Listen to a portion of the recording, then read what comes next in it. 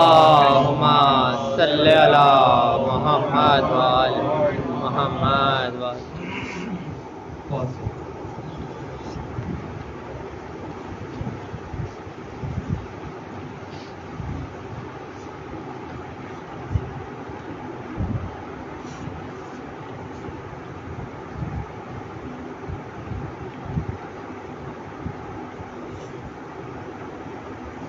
أعوذ بالله من الشيطان اللعين الرجيم بسم الله الرحمن الرحيم الحمد لله رب العالمين الصلاة والسلام على أشرف الأنبياء والمرسلين والشهداء والصديقين وحبيبنا وقلوبنا وطبيبنا ونفوسنا خاتم النبيين يا سيدنا ومولانا أبي القاسم محمد اللهم صل على محمد وآل محمد وأهل بيت الطيبين الطاهرين المعصومين المنتجبين المنتخبين الميامين وحجة ثاني عشر ولعنة الله عليهم أجمعين من يومنا هذا يوم الدين بسم الله الرحمن الرحيم اللهم كن لوليك الحجة ابن الحسن صلواتك عليه وعلى آبائه في هذه الساعة وفي كل ساعة وليا وحافظا وقائدا وناصرا ودليلا وعينا حتى تسكنه أرزك طوعا وتمتعه فيها طويلا برحمتك يا أرحم الراحمين صلوات اللهم صل على محمد وآل محمد أما بعد فقد قال الله سبحانه وتعالى في محكم كتابه المبين وقرآن الحكيم بسم الله الرحمن الرحيم إنا خلقنا الإنسان في أحسن تقويم صلوات اللهم صل على محمد محمد عزیزان محترم، اپنا موضوع شروع کرنے سے پہلے آپ سے ایک گزارش ہے. وہ گزارش یہ ہے، تمام ممبروں سے تمام علماء کرام ارشاد کر رہے ہیں کہ اس ایام اضحیٰ کے جلوس کے اندر آپ اپنی شرکت کو یقینی کریں. تو آپ سے گزارش ہے کہ جوان، بچے، بزرگ اور باپردہ خواتینوں کو اس جلوس اضحیٰ میں شرکت ہی نہیں کرنی، بلکہ اس جلوس کو ابتدا سے لے کر اختتام تک وہ فخر بخشنا ہے کہ لوگ اس مجمع کو دیکھ کر یہ کہیں کہ یہ مجمع پرامن مجمع ہے. یہ مجمع جو ہے مولا حسین کو رونے کے لیے آتا ہے، نہ کہ اپنی طاقت کا اظہار کرنے کے لیے. تو آپ سے یہ گزارش ہے کہ اس جلوس اضحیٰ میں اپنی شرکت کو یقینی بنائیں. دوسری بات یہ کہ اگر انسان اپنی زندگی میں کامیاب ہونا چاہتا ہے، اس کے لیے جو میں نے تجزیہ کیا ہے، دنیا میں بھی اور آخرت میں بھی اگر وہ اپنی کامیابی چاہتا ہے تو میرے تجزیے کے مطابق اس کو اپنے ماں باپ کی خدمت کرنی چاہیے. جن کے ماں باپ زندہ ہیں، پروردگار ان کو عمر عطا فرمائے، اور جن کے ماں باپ اس دنیا سے جا چکے ہیں اللہ پاک ان کی مغفرت فرمائے اور ان کے درجات کو بلند فرمائے. تو جب بھی کسی مقصد کے لیے یا روزانہ صبح جو آپ اپنے کاموں پر نکلتے ہیں تو جن کے ماں باپ زندہ ہے وہ اپنے ماں باپ کے چہرے کی زیارت کر کے گھر سے نکلے، اور جن کے ماں باپ اس دنیا سے جا چکے ہیں وہ اپنے ذہن کے اندر ان کی تصویر بنا کر ان کے لیے ایک فاتحہ پڑھ کے گھر سے نکلے۔ میرا یقین ہے کہ وہ اس کا دن جو ہے ہر کامیابیوں سے بھرا ہوا ہوگا۔ صلوات پڑھیں۔ اللہم صلی علی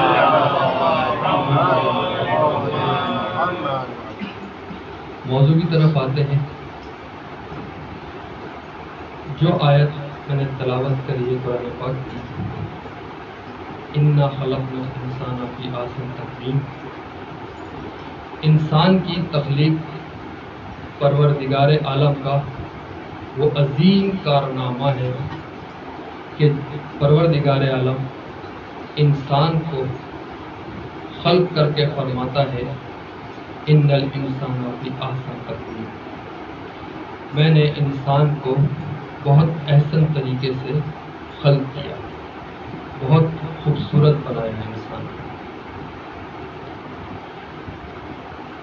پروردگار عالم نے انسان کو بنانے کے بعد، خلق کرنے کے بعد تمام طاقتوں کو اس انسان کے آگے جھکا دیا۔ ملائکہ کو جھکایا، ملائکہ جمع ہے ملک کی، اور ملک لفظ نکلا ہے ملکے سے، اور ملکے کا معنی ہے قوت و طاقت۔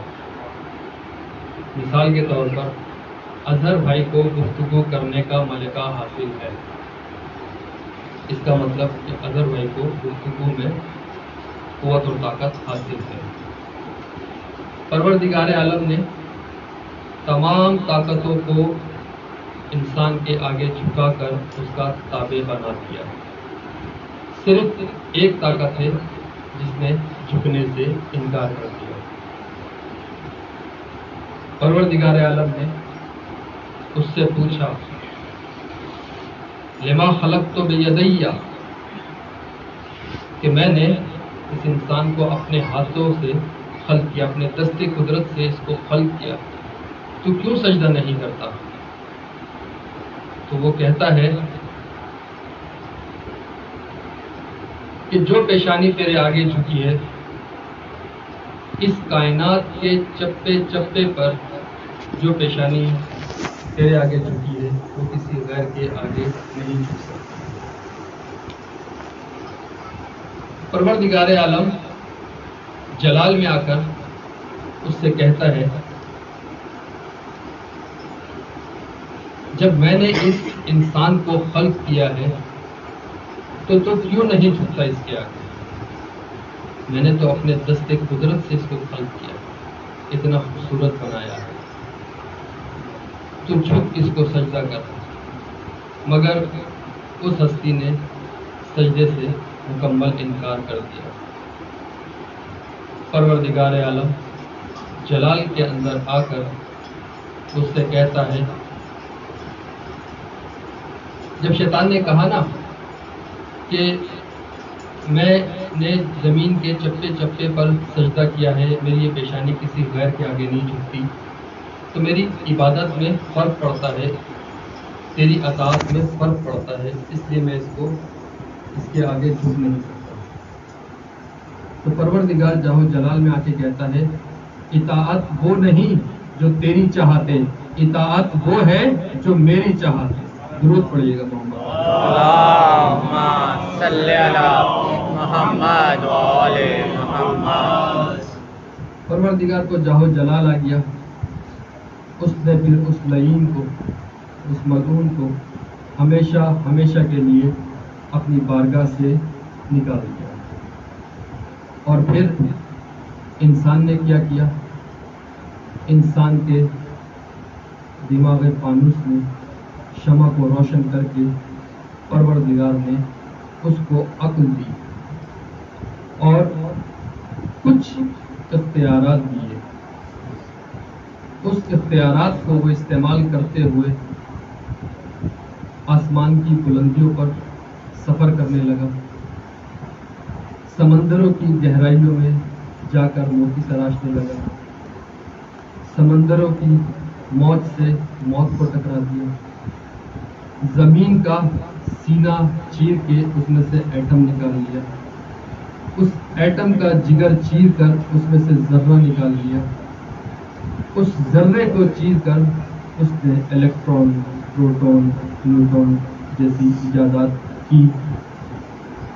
یہ انسان کی ذرا سی اختیار کے اوپر انسان اتنا بلند ہو گیا کہ پروردگار عالم نے انسان کو اشرف المخلوقات کہہ دیا کہ یہ وہ انسان اشرف المخلوقات میں ہے۔ انسان چار چیزوں سے مل کر بنا ہے۔ انسان عناصر اربع کا مجموعہ ہے، آگ، ہوا، مٹی اور پانی۔ ان چاروں کا خاندان الگ ہے، ان چاروں کا مزاج الگ ہے، مگر یہ جب انسان میں رہتی ہے بہت اتفاق سے رہتی ہے۔ ان میں سے ایک بھی چیز اگر بگڑ جائے تو انسان کی موت واقع ہو جائے گی۔ اسی طرح ہے انسانیت۔ ضروری نہیں ہے کہ جو انسان ہو اس میں انسانیت بھی ہو۔ انسان اور ہے اور انسانیت اور ہے۔ جس طرح انسان مجموعہ ہے عناصر اربع کا، اسی طرح انسانیت میں بھی چار عناصر پائے جاتے ہیں۔ پہلا حکمت، دوسرا عفت، تیسرا شجاعت اور چوتھا عدالت۔ درود پڑھے گا محمد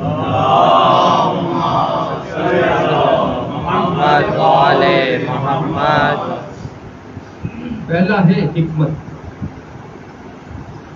حکمت کی دو تعریفیں کی گئی ہیں۔ پہلی تعریف یہ ہے کہ انسان کسی شے کی حقیقت کو اس طرح جانے جس طرح پروردگار عالم نے اس حقیقت کو بنایا ہے۔ جیسے کسی انسان کا بخار فلاں فلاں دوائی سے اتر جاتا ہے، وہ بخار اترنا جو ہے وہ طبابت ہے، اور کیوں اترا وہ حکمت ہے۔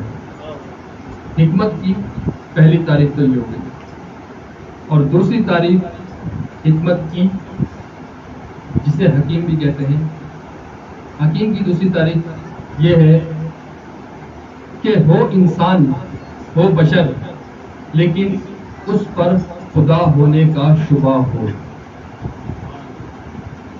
انسان اس پر خدا ہونے کا شبہ ہو۔ کائنات کے اندر نظر دوڑائی گئی تو کوئی ہستی ایسی نہیں ملی سوائے ایک ہستی کے، وہ ہستی حضرت محمد مصطفیٰ صلی اللہ علیہ وسلم۔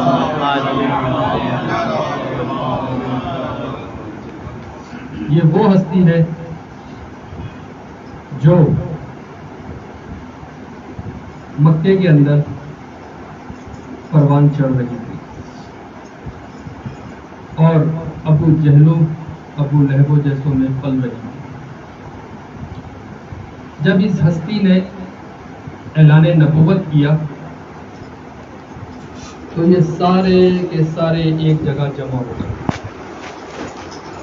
اور سارے عرب میں صرف ایک آمنہ کا آفتاب چمک رہا تھا، بی بی آمنہ کا آفتاب چمک رہا تھا، اور پکار کے کہہ رہا تھا کہ میں رسول ہوں۔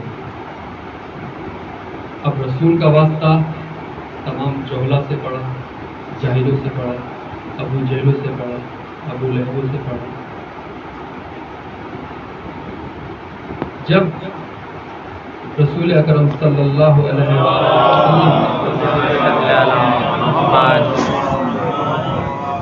نبوت کا اعلان کیا تو یہ سب جمع ہو کر آ گئے، اے محمد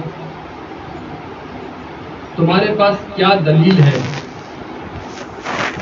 کہ تم نبی ہو؟ نبی اکرم صلی اللہ علیہ وآلہ وسلم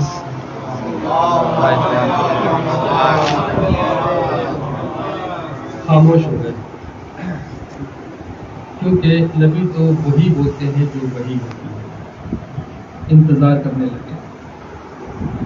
تمام انبیاء اکرام اوپر سے جھانک کر دیکھنے لگے کہ اپنی نبوت کے دلائل میں یہ نبی کیا جواب دیتے ہیں، کیونکہ یہ سوال ہر نبی سے کیا گیا ہے اور ہر نبی نے مختلف جواب دیے ہیں۔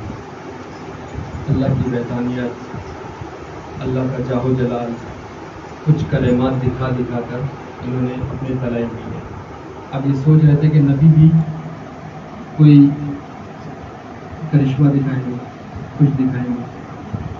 سب اوپر سے جھانک رکھ کے نبی مکرم صلی اللہ علیہ وآلہ وسلم کو دیکھ رہے تھے کہ یہ ہمارا سردار کیا جواب دیتا ہے، لیکن نبی خاموش کھڑے ہوئے۔ جب وحی ہوتی ہے تو نبی ان ابو جہلوں سے فرماتے ہیں، اے ابو جہلو، کیا میں تمہارے بیچ میں پلا نہیں ہوں؟ کیا میرا بچپن تمہارے سامنے نہیں گزرا؟ میرے بچپن میں اگر کوئی بھی عیب دیکھا ہو تو مجھے بتاؤ۔ میری جوانی تم لوگوں کے درمیان گزری ہے، اگر میری جوانی کہیں بھی دیوانی ہوئی ہو تو مجھے بتاؤ۔ آج تم مجھ سے پوچھ رہے ہو کہ اے محمد ہمیں دلیل دو اپنی نبوت کی، تو سب نے مل کر یکجا ہو کر جواب دیا، اے محمد ہم جانتے ہیں کہ ہم نے ساری زندگی تمہارے بچپن سے لے کر تمہاری جوانی تک اور اب تک تم میں صداقت اور سچ کے علاوہ کچھ نہیں دیکھا۔ یعنی کہ وہ لوگ بھی یہ چیز مانتے تھے کہ محمد صلی اللہ علیہ وآلہ وسلم صادق اور امین ہستی ہے، مگر کیا کریں، محمد مصطفیٰ کا واسطہ جو پڑا تھا وہ ابو جہلوں سے پڑا تھا۔ اچھا، دو چیزیں ہیں اس میں، جہالت جو ہے وہ اور چیز ہے اور ابو جہل جو ہے وہ اور چیز ہے۔ جہالت اسے کہتے ہیں کہ ایک چیز کے بارے میں اسے علم ہی نہیں ہے، جب اس کو علم سکھایا جاتا ہے تو وہ اس کو مان جاتا ہے، اور ابو جہل جو ہوتا ہے وہ جاننے کے بعد بھی نہیں مانتا۔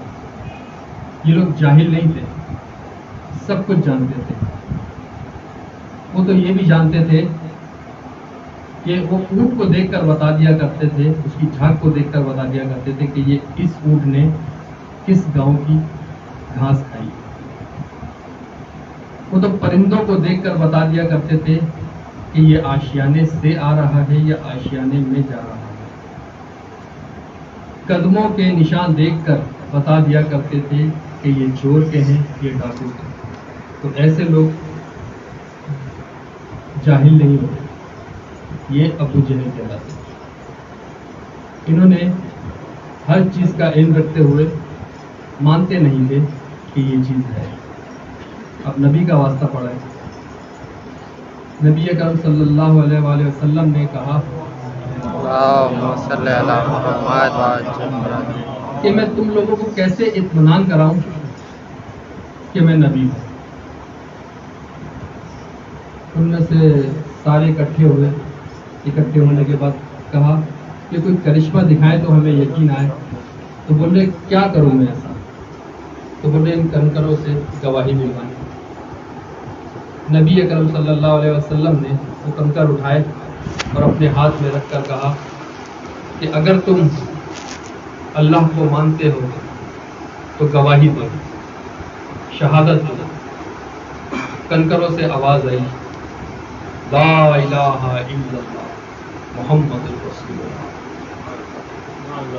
کنکروں نے گواہی دی۔ جیسے ہی کنکروں نے گواہی دی تو پتھروں میں سے آواز آئی، فوراً ہی انہوں نے بولا یہ تو جادوگر ہے،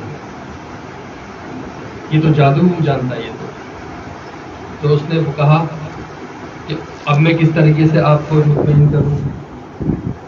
تو انہوں نے وہ کہا کہ یہ جو گو گزری ہے، گو ایک جانور ہے، یہ گو گزری ہے، اس کو آپ واپس بلائیں، یہ آ کر گواہی دے تو ہم مان جائیں گے کہ آپ نبی ہیں۔ نبی اکرم نے اس گو کو اشارہ دیا، آواز دی، وہ گو واپس آئی۔ اس گو سے کہا کہ اگر تو چاہتی ہے، اللہ کو مانتی ہے، تو گواہی دے کہ میں نبی ہوں اور اللہ ایک اور احد ہے۔ اس گو نے بھی گواہی دی، گو گواہی دے کر چلے گئی۔ پھر انہوں نے بولا یہ تو عظیم جادوگر ہے، یہ چھوٹا موٹا جادوگر نہیں ہے، یہ تو عظیم جادوگر ہے، اس کو تو بہت بڑے بڑے جادو آتے ہیں۔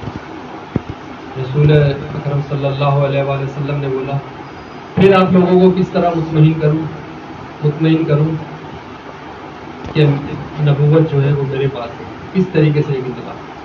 تو انہوں نے کہا کہ یہ درخت ہے، اس درخت سے آپ گواہی دلوائے، وہ بھی اس طریقے سے پہلے آدھا درخت آئے، پھر پیچھے والا آئے، پہلے آدھا درخت گواہی دے، پھر دوسرا درخت آدھا حصہ گواہی دے، پھر یہ ایک حصہ واپس جائے، پھر دوسرا حصہ واپس جائے اور یہ نشان تک مٹ جائے۔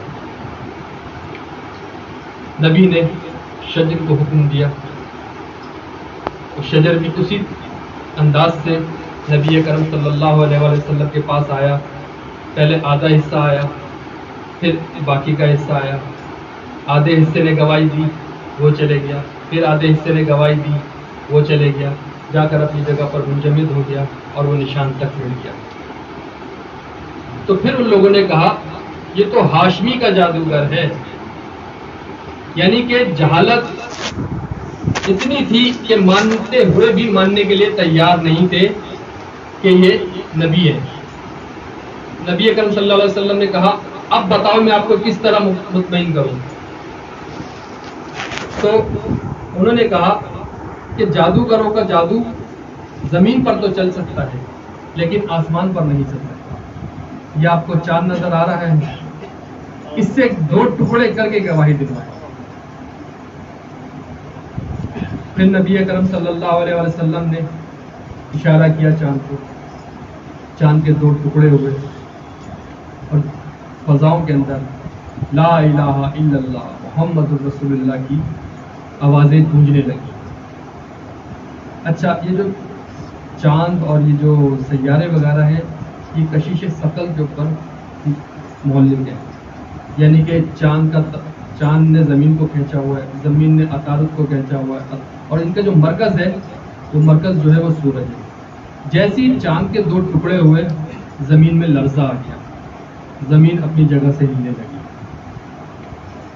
تو اس کو دیکھ کر سارے کانپنے لگے اور کانپ کر کہتے ہیں یہ کوئی عام آدمی نہیں ہے، اے نبی ہم تیرا کلمہ پڑھتے ہیں کہ تو اللہ ہے، اس زمین کو واپس ملا دے۔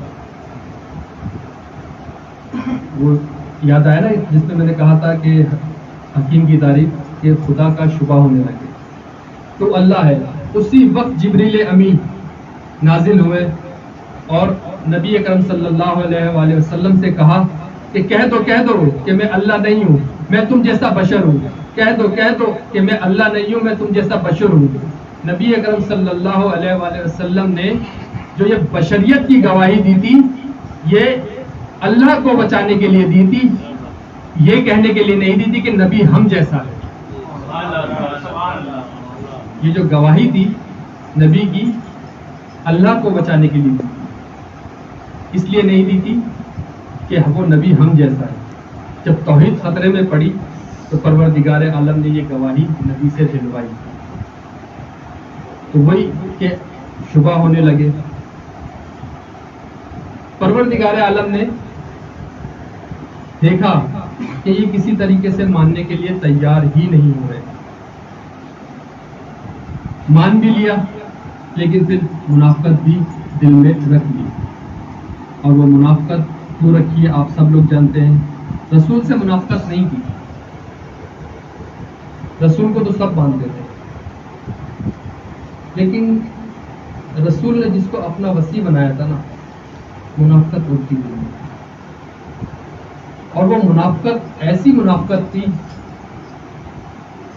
کہ جو آج تک چلی آ رہی ہے. یہ منافقت ختم نہیں ہوئی. پچھلے دنوں ابھی جو کچھ ہوا وہ آپ لوگوں کے سامنے سب ظاہر ہو چکا ہے کہ منافقت کہاں کہاں بسی. ہم لوگوں میں ہی اور ممبروں سے بھی منافقت کچھ ظاہر ہوئی ہے, اور وہ علماء کا لبادہ پہنے ہوئے آتے ہیں اور اپنا کام کر چلے جاتے ہیں. بیچ میں ہم جیسے اور آپ جیسے جو ہیں بیچ میں پھنس جاتے ہیں. تو اس چیز سے ہم کو دوری اختیار کرنی ہے. ممبروں پر کس کو بٹھانا ہے, کیسے بٹھانا ہے, اور کیا بیان کروانا ہے. آپ لوگوں سے گزارش ہے کہ جب بھی کسی کو ممبر پہ بلائیں تو اس کو ایک موضوع دے کر بلائیں کہ آپ نے اس کے اوپر تقریر کرنی ہے, آپ نے یہ بیان کرنا ہے, تاکہ وہ ادھر ادھر جا ہی نہ سکے. ہم لوگ بھی تھوڑی سی کوتاہی کرتے ہیں کہ بس ممبر دینا, ہم نے مجلس کروانی ہے, صرف مجلس کروانی ہے. اس کو اس سے غرض نہیں کہ کیا پڑھ کے جا رہے ہیں, کیسا پڑھ کے جا رہے ہیں, کیا دے کے جا رہے ہیں, اور لینے والے بھی کیا حاصل کر کے اٹھ رہے ہیں یہاں سے. یہ تو وہ جگہ ہے جو ہماری درس کا ہے. یہاں سے تو ہم علم حاصل کرتے ہیں, یہیں سے تو ہم نے سب کچھ سیکھا ہے. آج تک جتنا بھی سیکھا ہے وہ ہمارا یہی کا سیکھا ہوا ہے, اور جس کا اجر پروردگار عالم انشاءاللہ ہمیں اور آپ کو سب کو عطا فرمائے گا. دعائیں پروردگار عالم سے کہ ہم سب کو اپنے حفظ و امان میں رکھیں, حفاظت کریں ہماری, اور ہمارے تمام نیک اور جائز مقاصد کو پورا کریں. تو یہ تھی حکمت. اس کے بعد آتی ہے شجاعت. شجاعت وہ نہیں کہ آپ اپنے جذبات کا اظہار کریں. شجاعت اسے نہیں کہتے کہ آپ کو غصہ آیا, آپ نے قتل کر دیا, مار دیا, دھاڑ دیا اور جیت کر آ گئے اور آگے فخر سے بتا رہے ہیں کہ ہم نے شجاعت حاصل کر لی. نہیں, شجاعت اس کو نہیں کہتے. شجاعت کہتے ہیں اس کو کہ ہاتھ میں تلوار بھی ہو اور دشمن زیر زمین ہو اور اس کے اوپر چڑھا ہوا ہو اور بس گردن اڑنے ہی والی ہو اور وہ اس کو زندہ چھوڑ کے واپس ہوتا ہے. اس کو شجاعت کہتے ہیں.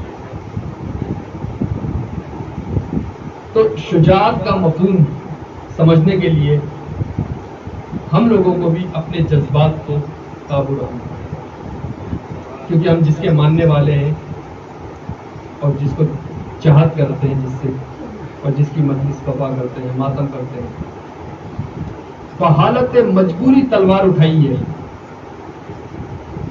بحالت مجبوری, کیونکہ یہ جنگ اور یہ جو لڑائیاں ہیں یہ اچھی چیزیں نہیں ہیں. یہ دور سے ہم لوگ دیکھ رہے تھے, اچھا وہ لڑ رہا ہے, وہ لڑ رہا ہے, دیکھ کے ہم لوگ مزے لے رہے ہوتے ہیں. لیکن جس کے اوپر گزر رہی ہوتی ہے اسی کو پتا ہوتا ہے کہ اس کے اوپر کیا گزر رہی ہے. آپ جتنی بھی جنگیں لے لیں, مولا علی جنگ کرنا نہیں چاہتے تھے, یا رسول کرم صلی اللہ علیہ وآلہ وسلم جنگ کرنا نہیں چاہتے تھے. وہ تو تبلیغ کر رہے تھے, وہ تو بتا رہے تھے کہ ہمارا دین نور ہے, اللہ واحد, اللہ احد, ہم اس کے پیغمبر ہیں, انہوں نے ہم کو بنا کے بھیجا ہے, آپ کو سمجھائے, جہالت معاشرے سے ختم کرے. جنگ کرنا ان کا مقصد نہیں تھا. یہ جنگ دور سے بہت اچھی لگتی ہے, ہم لوگ تو ٹی وی پہ دیکھتے ہیں کہ وہ ادھر مار رہے, وہ ادھر مار رہے, یہ چیزیں ہم کو اچھی لگتی ہے دور سے. لیکن جب ہم لوگ خود اس میں مبتلا ہوتے ہیں تو پھر پتہ چلتا ہے کہ ہماری جان کہاں پر ہے.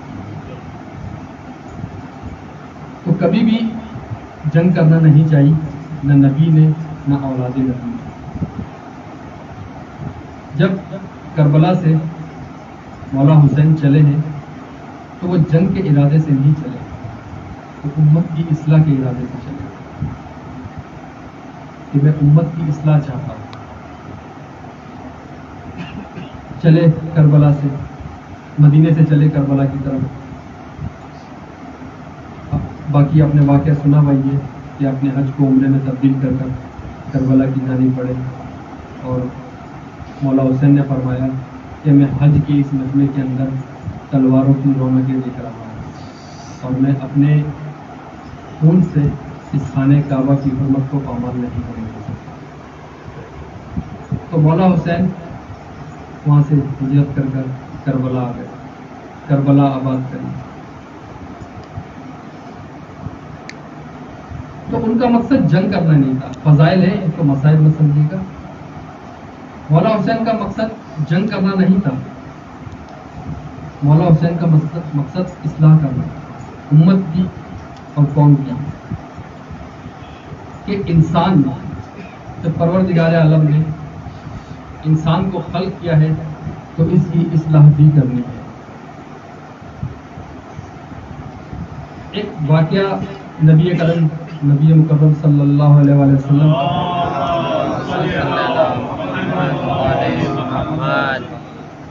مسجد میں بیٹھے ہوئے تھے، تو ایک ہیبت ناک سی شخصیت مسجد کی طرف آئی. تو جتنے بھی اصحاب بیٹھے ہوئے تھے وہ دوڑ کر بھاگنے لگے. نبی نے آواز دی کہ بھاگو مت، ادھر آؤ. تمام اصحاب آ گئے، اور وہ جس کی شکل بڑی خوفناک سی تھی وہ بھی آ کر بیٹھ گیا. اس نے نبی اکرم صلی اللہ علیہ وآلہ وسلم سے کہا، اے نبی، میرا نام حام ابن ہیم ابن ابلیس، میں جن ہوں، میں جنوں میں سے. آپ آخری نبی ہیں، آپ کے بعد کوئی نبی نہیں آئے گا. ابلیس نے ہم کو بتایا ہے کہ ہم لوگ جنت میں رہا کرتے تھے، لیکن ایک انسان پروردگار عالم نے خلق کیا جس کا نام آدم تھا، اس کی وجہ سے ہم کو وہاں سے نکالا گیا ہے. تو اب وہ آدم اس زمین پر آ رہا ہے، ہم اس کو قتل کریں گے، اس کو ماریں گے. جنہوں نے ارادہ کیا حضرت آدم علیہ السلام کے اوپر انہوں نے حملہ کیا. جیسے ہی انہوں نے حضرت آدم علیہ السلام پر حملہ کیا، اسی وقت ایک نورانی ہستی وہاں پر اتری اور اس نے ایسا حملہ کیا کہ سارے جن فرار ہو گئے. اس کے بعد دوسرے نبی آئے. ان جنہوں نے کہا یہ جو نور آیا ہے یہ ہونا یہ دوسرا آنے والا نبی ہے، ہم اس کو بھی ماریں گے. اسی طریقے سے دوسرے نبی شیس علیہ السلام، اس کے بعد یعقوب، موسیٰ، عیسیٰ، داؤد، سلیمان، تمام نبیوں پر اس شیطان جنہوں نے حملہ کیا. آخری نبی تک آ گیا، لیکن وہ نور ہر دفعہ ان کی حفاظت کرتا رہا. تو میں یہ معلوم کرنے آیا ہوں، آپ سے نبی سے کہا کہ یہ میں معلوم کرنے آیا ہوں آپ تو آخری نبی ہیں، آپ کے بعد کوئی نبی نہیں آئے گا، تو کیا وہ نور آپ ہیں؟ تو نبی کرم صلی اللہ علیہ وسلم کے برابر میں ایک ہستی بیٹھی ہوئی تھی. اس ہستی کی داڑھی میں رسول نے ہاتھ ڈالا اور اس کے چہرے کو جو بلند کیا، اس جن نے اسی طریقے سے واپسی دوڑنا شروع کر دیا. نبی کرم صلی اللہ علیہ وسلم نے اس کو آواز دے کر بلایا، اے حام ادھر آ. بولے کیوں بھاگ رہا ہے، کیوں بھاگ رہا ہے؟ بولنے لگا یہ وہی نور ہے جس کو میں آدم سے لے کر اب تک دیکھتا آیا ہوں، یہ ہے کون؟ نبی اکرم صلی اللہ علیہ وسلم نے فرمایا یہ میرا بھائی، میرے چچا کا بیٹا علی ابن ابی طالب علیہ السلام.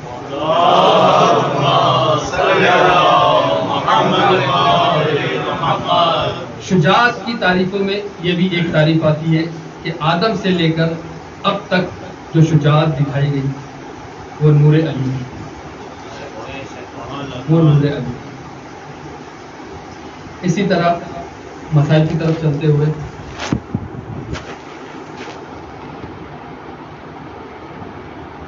مجھ سے بی بی سکینہ کے مسائل پڑھنے کو کہا گیا ہے، جو ایک ذاکر کے لیے بہت مشکل کام ہے. بہت مشکل تھا. یہ وہ مصائب ہے جو ہر کوئی آسانی سے نہیں پڑھ سکتا. ایک واقعے کی طرف چلتے ہیں, اسی سے ہمارے مسائل متصل ہو جائیں گے. ایک عالم دین محسن الامین, 100 سال پرانی, واقعہ زیادہ پرانا بھی نہیں ہے. ان کی بیٹیاں تھیں, 3 بیٹیاں تھیں. ایک دن ایک بیٹی نے آ کر ان سے کہا, بابا خواب میں ایک بچی آئی ہے اور وہ بچی آ کر کہتی ہے کہ میری قبر میں پانی آ گیا ہے, اس پانی کو نکالو.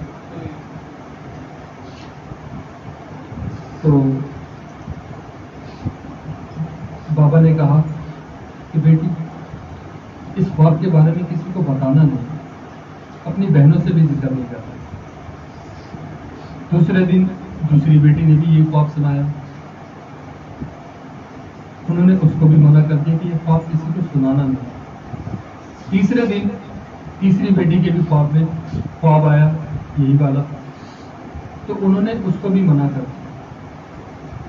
چوتھے دن خود ان کے خواب میں وہ بیوی آئی اور آ کر کہتی ہے کہ میں نے تیری بیٹیوں کے ذریعے پیغام کہلوایا, انہیں اس پیغام کو پورا کیوں نہیں کیا. خواب سے بیدار ہوئے. بیدار ہونے کے بعد بیٹھے ایک جگہ سارے علماء اکرام, اور بیٹھنے کے بعد انہوں نے اپنا خواب سنایا. خواب سنانے کے بعد وہ گئے اس جگہ پر, اس جگہ کو کھودا گیا. تو جو کھود رہا تھا قبر, اس نے کہا کہ مجھے کفن محسوس ہو رہا ہے, کفن کی خوشبو آ رہی ہے. تو اس کو ہٹا دیا گیا وہاں سے.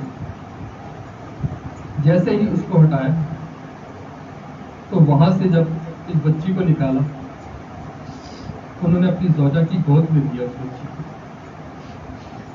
اس زوجہ کی گود میں دینے کے بعد دوبارہ قبر تیار کی گئی.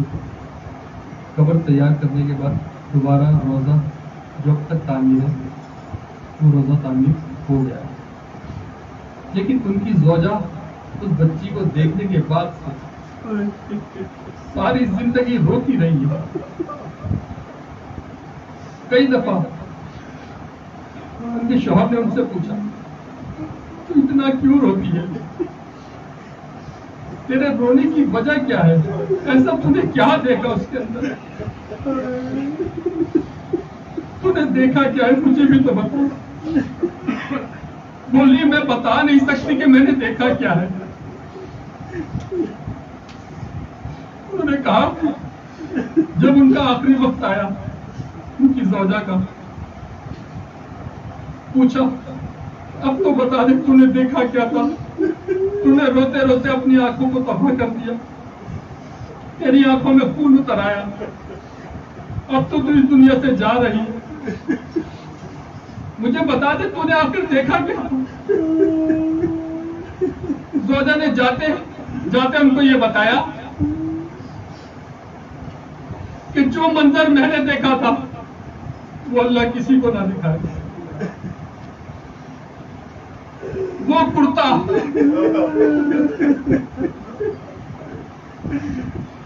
جو لہو سے تر تھا اور وہ ان کے جسم کے اوپر ایسے چپکا ہوا تھا کہ میں نے اس کرتے کو جدا کرنے کی کوشش کری تو جسم سے دوبارہ خون, وہ زخم دوبارہ ہرا ہو گیا. یہ منظر میرے سے نہیں دیکھا گیا, یہ منظر مجھ سے برداشت نہیں ہو رہا تھا. یہ کہتے کہتے ان کی جان نکل گئی. عزیزانو, وہ منظر جو کربلا سے لے کر شام تک وہ بچی تماچے کھاتی ہوئی آئی,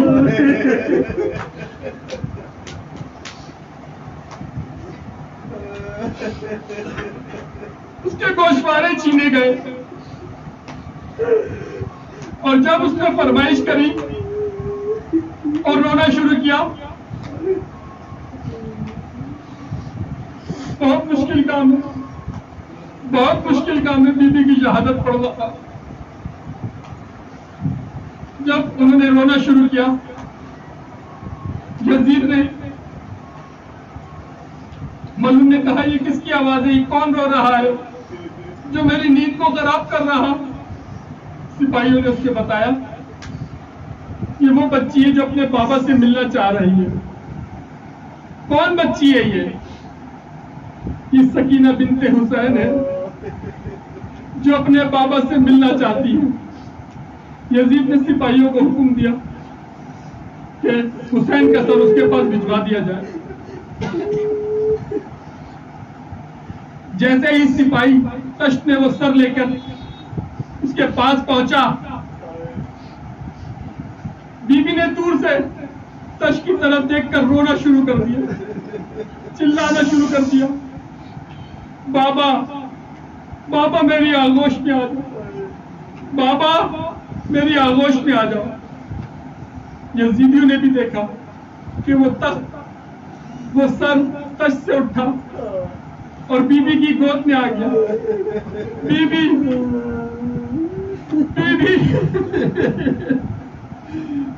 اس سر کو لے کر بہت روئی، روتی رہی. جیسے ہی انہوں نے مولا حسین کے سر پر اپنے رخساروں کو رکھا، مولا سجاد علیہ السلام نے فوراً ہی کہا انا للہ و انا الیہ راجعون، انا للہ و انا الیہ راجعون. جیسے ہی بچے کو اٹھایا تو بچے کی روح پرواز کر چکی تھی.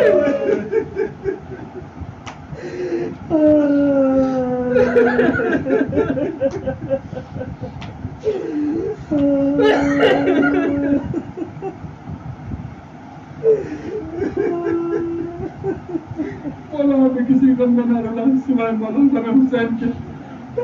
حاضرین کی تمام حاجات کو پورا، جو مومن و مومنات بیمار ہیں ان کو صحت کی کلیات عطا، جو مومن و مومنات اس دنیا سے جا چکے ہیں ان کی مغفرت فرمان کے بلند درجات عطا فرما. ہمارے کو امام زمانہ صاحب العصر والزمان کی زیارت سے مشرف فرما، ہم ان کے مصائب میں شمار فرما. ربنا تقبل منا انك انت السميع العليم برحمتك يا ارحم الراحمين. ما تنسى